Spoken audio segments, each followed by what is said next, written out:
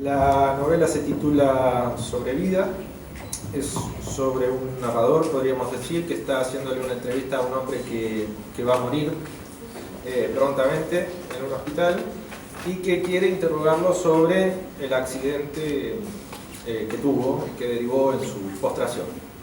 Ese hombre tiene una locuacidad inaudita, un poco absurda, y se desvía permanentemente de lo que tiene que contar. Entonces se deriva en un montón de historias, etc. Una de ellas sobre el suegro de su tío, que resulta que es un señor peticito que tiene un hermano gemelo. Es el... Yo no fui. Ese hermano gemelo nació unos minutos después que él, y ahora actualmente le está pidiendo vender una empresa que tienen juntos, una mueblería, porque no da dinero ya. Entonces él cree, este hombrecito, que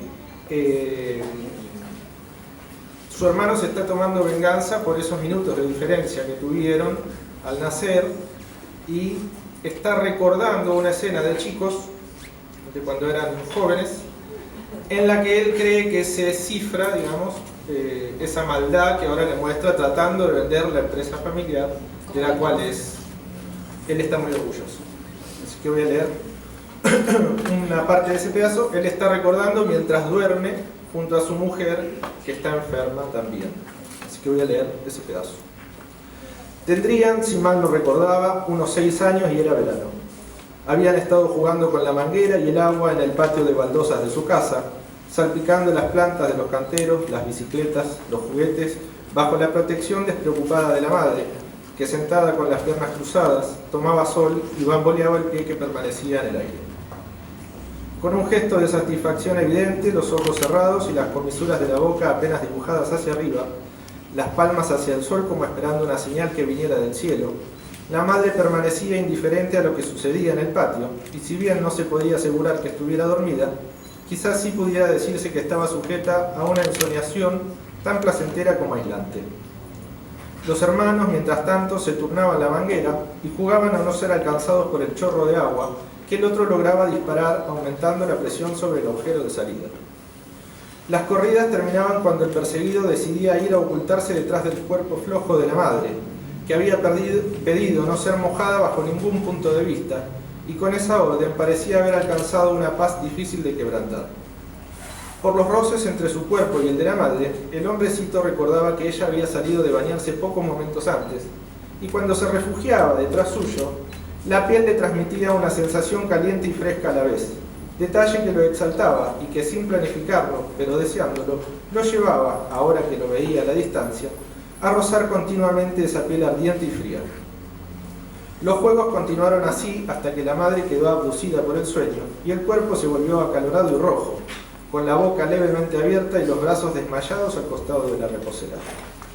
La pared del fondo ya trazaba una línea de sombra que dividía el patio en dos, y en la parte oscura los gemelos temblaban un poco de frío, pero seguían prendidos al chorro de agua. Ensayaban piruetas con la manguera en busca de la emoción perdida, aunque se hacía evidente que lo más novedoso del juego se había dilatado y mezclado con las acciones más bien rutinarias de todos los días. Sin saber qué impulso lo llevó a tal cosa, y ahora que el recuerdo subía, concreto y envolvente, se aferraba con la mano izquierda al colchón, como si tratara de impedir un acontecimiento pasado, y con la derecha se rascaba el codo y la nuca, decidió meter la manguera en el interior del calzoncillo. El agua le puso la piel de gallina y luego lo condujo a un estado de gracia que no reconocía. Se apoderó de él un ataque de risa que buscaba reprimir, sabiendo que la acción sería castigada por la madre si notaba los experimentos que se le habían ocurrido. Compartió el descubrimiento con el hermano, a quien, sin consultar si estaba de acuerdo o no, le insertó la manguera en el calzoncillo, provocando la misma reacción espontánea y alegre que en él.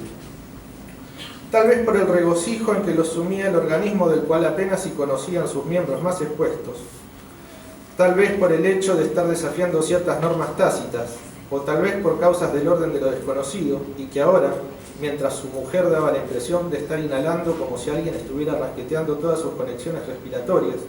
Prefería no ahondar por miedo a caer en reflexiones que había oído al tuntún sobre las complejas relaciones entre una madre y un hijo, doblemente complejas si su hijo venía replicado. Lo cierto es que de golpe se sintieron liberados y, vigilando de costado el sueño de la madre, comenzaron a bajar y subir esporádicamente los calzoncillos, mostrándose mutuamente las verguitas flácidas, oscuras, hundidas por el frío del agua y desbordantes de prepucio. Reían y observaban detalladamente el miembro minúsculo del otro, que si bien habían visto en reiteradas ocasiones cuando los cambiaban de ropa, ahora les parecía algo totalmente nuevo y en alguna medida extraño y atractivo. De pronto, la verguita del menor empezó a moverse y en pocos segundos no solo cambió de posición, tamaño y consistencia, sino incluso de color, volviéndose un pequeño tubo rosado, tieso y radiante, del cual su propietario se sentía por completo avergonzado y buscaba tapar con el calzoncillo y las manos. El hombrecito sufría en la noche con los ojos abiertos y aferrado al colchón, mientras la mujer había comenzado a toser, dándole la espalda y sin despertarse. Él giró la cabeza sobre la almohada para determinar si lo que sucedía era grave o podía seguir convocando aquellas imágenes que lo martirizaban. La mujer continuó con su respiración larga y sonora y él volvió al recuerdo cuya moraleja desconocía pero cuyo dolor estaba garantizado. El hermano se tapaba, pero él buscaba, como fuera, hacer visible su excitación.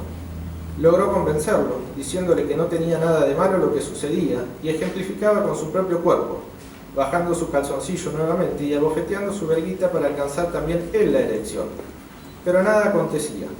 y el menor ya había comenzado a lloriquear de un modo silencioso para que no los escuchara la madre, despatarrada en la reposera. Ante la falta de logros en su propio cuerpo, el mayor, presa de instintos que no entendía y lo cegaban, le acariciaba el brazo al menor, tratando de calmarlo y de inducirlo a obedecer lo que él pretendía. Su cara había adoptado un semblante diabólico a ojos del menor y su actitud le resultaba cuanto menos dañina. El menor negaba con la cabeza y a su vez permanecía estático, como si su cuerpo ya no le perteneciera y hubiera aceptado la sumisión ante un amo que lo vencía con su oratoria, amparado en la autoridad de la que se había visto imbuido con esos minutos de más que se le habían concedido al nacer. Lloraba en silencio apenas, mientras el mayor le frotaba el cuerpo, sin animarse del todo a hacer lo que quería hacer, que era tomar entre sus manos la verguita rosa del otro, sin un objetivo claro, solo porque algo lo mandaba a hacerlo, con una obstinación irrefrenable, que en la noche que se tomaba del colchón y se rascaba como un sarnoso, atribuía a la maldad y designaba como posible causa de que su hermano ahora lo odiara y quisiera vender la empresa. La manguera, olvidada en el suelo, continuaba echando agua sobre las baldosas, arrastrando algunos juguetes y los calzoncillos. De pronto el menor, según las confesiones del hombrecito,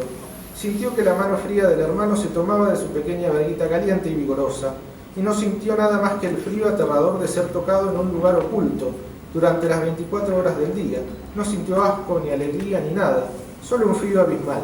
como si alguien hubiera abierto la puerta de la heladera y le hubiese dicho: allí dentro está el horror, y él lo hubiese observado sabiendo que debía temer, pero no temía, al menos no a lo que estaba dentro, sino a quien le había abierto la puerta y que en ese momento estaba aferrado a su miembro. Desapercibidos, notaron que la madre había girado sobre la reposera para controlar que todo estuviera en orden y se mantenía observándolos vaya uno a saber desde hacía cuánto tiempo. Por un lapso breve, los tres permanecieron inmóviles, sujetos a un hecho que ninguno sabía interpretar, que ninguno había buscado conscientemente y ante el cual no tenían ninguna respuesta más que la de estar mirándose, en actitud de deliberar si eran quienes creían que eran y si estaban unidos a los otros por lazos de familiaridad y amor que la memoria guardaba como información, pero que el instante de desconcierto e incluso terror que los embargaba impedía admitir como verdadero. Salida del estupor, la madre comenzó a gritar los nombres de los gemelos, con esa forma que tienen las madres de gritar cuando quieren reprender a los hijos sin ser oídas por terceros, con miedo a lo que dirán de su conducta, una forma que implica determinación, pero no estridencia, y que denota una ira tan arraigada que avergüenza. Una y otra vez repetía los nombres de la misma imperativa manera, pero como la orden podía abarcar muchas cosas juntas, y además no sumaba ninguna palabra a las oraciones, los gemelos parecían no terminar de comprender cuál era la instrucción a seguir, y continuaban petrificados, uno lloriqueando con la cabeza gacha y el otro aferrado a la verguita del hermano, ya en camino a la flacidez conocida. El recuerdo del hombrecito tendía a caer en un detalle insignificante para el nivel de censura con el que evaluaba esos actos. Y ese detalle consistía en la extraña forma que había adquirido el peinado de la madre, quien se había acostado con el pelo húmedo y al cual el efecto del sol, más el apelotonamiento entre la cabeza y la reposera, habían terminado de desconfigurar y lo habían transformado en una peluca de características monstruosas. De modo que cuando la madre pudo levantarse y dirigirse hacia ellos, él recordaba temer, más que a lo que había hecho o el castigo próximo, el semblante desconocido y horrible de la mujer, que se acercaba con clara intención de pegarles. La mujer efectivamente los separó y los golpeó con la mano abierta, en los brazos al comienzo, pero luego también en la espalda y en la cabeza, con una violencia más caótica que intensa, como si en vez de querer ser precisa, su objetivo fuera desarmar la imagen que se le había presentado, revoleando cosas hacia todos lados. El menor continuó llorando de la misma forma velada, sin terminar de saber cuál era su responsabilidad en todo el asunto, y mirando de reojo al hermano, a quien evidentemente culpaba. El mayor también comenzó a llorar, pero con alaridos estridentes y una ampulosidad gestual que él mismo sabía tenía algo de falso, o mejor, de exagerado, porque si bien sentía la necesidad de llorar, lo cierto era que las lágrimas no aparecían, y un comportamiento que por lo general tenía bastante de automático, en ese momento se le mostraba demasiado consciente. Esa frialdad para deliberar que era preciso exagerar el llanto, llevarlo a picos más altos que los de su hermano, como si la demostración de un dolor mayor pudiera quitarle la responsabilidad por lo que había hecho, ahora que lo recordaba al lado de su mujer, le sonaba a una maldad terrible que debió reprimir a lo largo de los años hasta olvidarla, pero que el hermano, y esto se le hacía evidente en la búsqueda de motivos para la propuesta de vender el local, no había dejado pasar y buscaba una venganza postergada.